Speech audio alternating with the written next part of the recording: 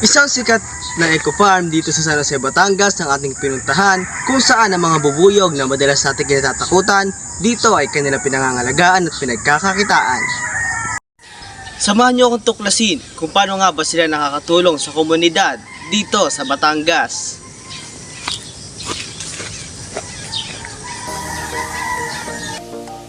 Ito ang Milea Bee Farm na matatagpuan dito sa Balagtasin, San Jose, Batangas. Nakilala namin dito ang staff at head agriculturist na mag-iisang taon na nagtatrabaho dito sa Milea Bee Farm. Magandang hapon. So ako si Leyden Marasigan. Ako dito yung head agriculturist, and then ako ay 24 years old na. So siguro mag-iisang taon na ako dito sa farm na to. Yan. Bale, bilang isang head agriculturist, syempre ang tungkulin mo is pangalagaan talaga yung farm, yung kung lalo na yung about sa mga bees kasi kami. So dapat napapangalagaan ng maayos yung mga bees, and then yung mga dapat gagawin na dapat alam ng mga kasamahan mo, and then yun, bali bilang isang head naman, ikaw din yung may tungkulin na mag-asikaso kung ano ba ang dapat gawin dito sa farm, and ikaw yung mag-uutos sa mga kasamahan mo para tumulong sa'yo sa mga gagawin dito sa farm. Bali kasi nung fresh grad kami ng agriculture, kasi ako agriculture, syempre nag-apply ako sa mga may kinalaman or may kinalaman sa agriculture.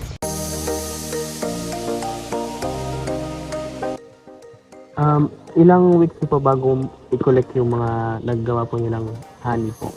Bali, yung pag-harvest kasi ng honey ng stingless bees, hindi siya katulad ng pag-harvest ng sa mga sting bees or sa mga laywan. So, itong stingless bees na harvest siya once a year. Ganun siya katagal i-harvest. Kasi kung makikita mo, maliit lang yung mga bees natin, and then kaunti lang din yung napuproduce nila na honey. And then umaabot yun ng isang taon bago makakolekta ng 300 to 500 grams na honey. Ganun lang siya kaunti. Kaya mas mahal yung honey ng stingless bees compared dun sa honey ng mga laywan or dun sa regular honey. Saan po kaya nandang itong mga bees na to po? Ang mga stingless bees kasi kalimitan sila sa syempre sa mountain area, and then yung mga stingless bees kalimitan silang matatagpuan sa katawan ng puno mismo, yung sa body. Di ba yung mga laywan, yung mga sting bees sa sa sanga, doon sila nagbabahay. Yung mga stingless bees sa mismo puno sila nagbabahay. Kumbaga, kung may makikita kayo sa puno na medyo may itim na dakta, so sila yun, yung mga maliliit. And then yung mga stingless bees naman is native siya, and then matatagpuan din siya sa Australia din. Yung mga stingless. Yung mga nakikita po nating normal na bubuhay po, yung mga nagkukumpulan sa puno. Mga ano yun? po tawag po doon? Yun yung Sirana. Yun yung scientific name. Yun yung mga laywan, yung mga wild bees na nakikita natin kung saan. Yan. May pagkahalin tulad po kaya sa dito? Dito? Parehas lang naman sila. Yung pinagkaiba lang talaga nila is yung behavior. So, when it comes sa honey naman, same lang sila ng lasa. Yung behavior lang talaga yung pinagkaiba nila. Naglalagay din sila ng proteksyon laban sa mga langgam o anumang predator na pwedeng umatake sa mga bubuyog. Ito, naglalagay dito na used oil. Itong kulay itim dito. Used oil po na? Used oil sa sasakyan. Sa sasakyan? Oo. Kasi di ba chemical, so hindi ayaw ng mga ants or ng other predators yung amoy ng chemicals, pero hindi naman siya nakaka-apekto dito sa bees. And then yun, naglalagay ng ganito, para hindi Kaya kapag naman po halimbawa tag-ulan, wala naman pong epekto po sa kanila yan? Wala naman, basta may ganito, may sangga sila. Kasi pag nabasa yung loob nito, mamamatay sila, kaya kailangan may panangga. Bali ilang boxes po meron dito sa Milea Bee Farm? Yung boxes po ng bees? 50 boxes, yan. And then ito namang mga nasa part na ito, hindi namin siya hinaharvest para ma-maintain pa rin. Kasi, pagka mag-harvest tayo, hindi natin pwedeng ubusin lahat. Kasi yun yung pagkain nila. Kasi yung mga bees naman, hindi naman nila alam na nakakatulong sila sa atin. Basta nagkukulik lang sila ng nectar nun, ang nagpa-process ng honey nun, para sa kanila lang. Kasi pagdating ng tag-ulan or taglamig, hindi naman sila makakalabas na kasi mababasa sila or mamamatay sila. Kaya nandun lang sila sa loob. Yung pinaka pagkain nila yun sa tag-ulan or taglamig. Alam nyo ba na pwede nating malaman kung may sting ba o wala ang mga bubuyog sa pamamagitan ng kanilang mga bahay? Ganito ang itsura ng bahay ng mga aggressive bees o ang mga bubuyog na may sting. Mapapansin nyo na may sobra sa may pintuan nila na ginagawa nila upang mas maprotektahan pa ang kanilang mga pinangangalagaan. Kumpara naman sa mga stingless bees na mas lalo nilang pinaliliitan ang butas ng pintuan ng kanilang mga bahay. Hindi lang mga bees o bubuyog ang ipinagmamalaki dito sa Milea Bee Farm, kundi ang mga iba't ibang uri ng halaman na sa Milea Bee Farm mo lang matatagpuan. Gaya ng isang variety ng gumamela na ito na edible o pwedeng kainin. Tinawag siyang sleeping hibiscus dahil kailanman ay hindi ito bumubuka.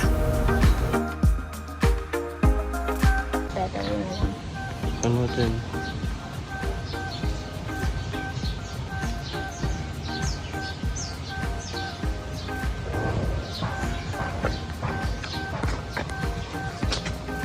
Nasa? Lasang gumamel. Ayun sa mga spices yan. And then, ginagamit yung sa mga... Alam ko na. Ibig sabihin na. Ano ito eh? Ano to? Yung matamis na tinapay. Pero wala naman sa... Salmo. Ay, salmo. Yung isa pa. Ano ito niya? Daang-daang halaman ng vanilla ang nakatanim dito dahil isa rin ang vanilla sa main product ng Milea Bee Farm. Bunga ng vanilla. So, di ba, alam naman natin na ang vanilla is second to the most expensive spice in the world. So, yung paparami niya. So, ang ikakat na stem, kasi yung ganito, yung mga nag-matured na, yun yung pwedeng, yung pagbulaklak na yung stem, pwede na siguro, kasi matured na siya. Bali, ang ano po pala niya, ginagamit po pala niya, yung bunga, hindi po yung bulaklak. Kasi kung akala namin na bulaklak. After mabilad ng 2 oras ang vanilla, ganito na ang kanya magiging itsura. Mabibili nyo ito sa halagang 200 to 300 pesos. Napakamahal, di ba? At after namin mag-tour ng mahigit 1 oras, may ihinanda silang free snacks para sa amin. Suman na may stingless bee honey at fresh juice mula sa bulaklak ng blue ternate. Tara, tikman natin.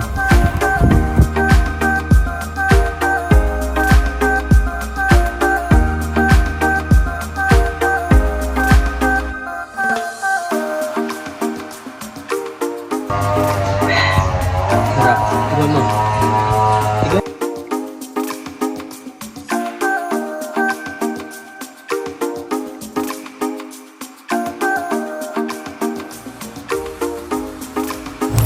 Samot-saring produkto ang binebenta sa murang halaga dito sa Milea Bee Farm na tiyak na inyong magugustuhan. Isa sa mga bestseller or isang product naman dito sa Milea Bee Farm is itong mga soaps. Yan. Ito yung mga organics. And then, gawa siya sa beeswax na pinoproduce din ng mga bees natin. And then, yan, may iba't iba silang variety. Iba't ibang flavor.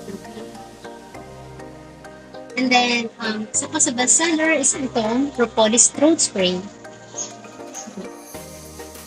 Maganda ito kapag may mga sore throat or mga may dry. And then, last pandemic, sold out ito. Kasi super effective ito. So, gawa ito sa propolis, honey, and lemons. Pwede din ito sa mga...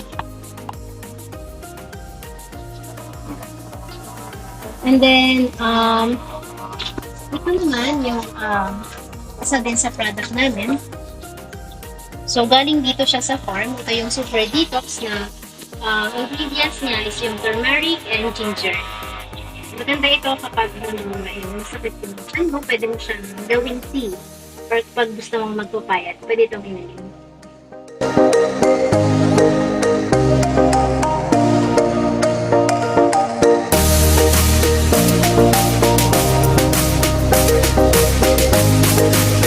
gusto ko is syempre yung pag-aalaga din ng mga bees. And then, dahil hindi ko pa nga na-experience before. And then, yung about sa mga tourists, yung hindi lang ako yung natututo, kumbaga na-share ko yung mga natututunan ko about sa mga bees. And then, naiibahagi ko yung mga kaalaman about sa bees sa mga tourists na pumupunta dito. So, akala natin kasi simple lang sila. So, hindi natin alam na malaki pala yung naiitulong ng mga bees sa atin, lalo na sa agriculture aspect. Siyempre, dala sila sa pag-produce ng honey, so and then sa pollination. So, napakalaki ng naiitulong nila sa agriculture. Dumako naman tayo sa isa sa pinakapaborito kong ginagawa kapag pupunta sa isang lugar. Walang iba kundi ang kumain. Nag-o-offer sila dito ng mga breakfast meal na nagkakahalaga ng 90 to 100 pesos, gaya ng silog, hot silog, tosilog, corn beef silog at marami pang iba. Masarap na, mura pa. Let's eat! Bilang isang ecotourism or tourist spot nito, yan, napapanatili namin na dapat malinis yung kapaligiran kasi nga madaming mga tourist na dumadating. Mga damo kasi or dahon na nagpapatak yung ganun. So, hindi namin siya sinusunog, kumbaga, para hindi siya din nakaka-epekto sa ating pollution, sa air pollution. Ginagawa na lang namin, ginagamit namin yon for mulching. So, para ma-retain or mapanatili yung moisture ng lupa. Then, sumusunod din naman kami sa mga batas, sa mga DOD na kailangan may mga malinis na palikuran. Kung ikaw ay nagbabalak magtungo dito sa Milea Bee Farm, kung ikaw ay galing Calamba, sasakay ka patungong SM City Lipa. At kung ikaw naman ay nasa SM City Lipa, sasakay ka ng San Jose, Batangas, Barangay Balagtasin. At dun mo na matatagpuan ang Milea Bee Farm.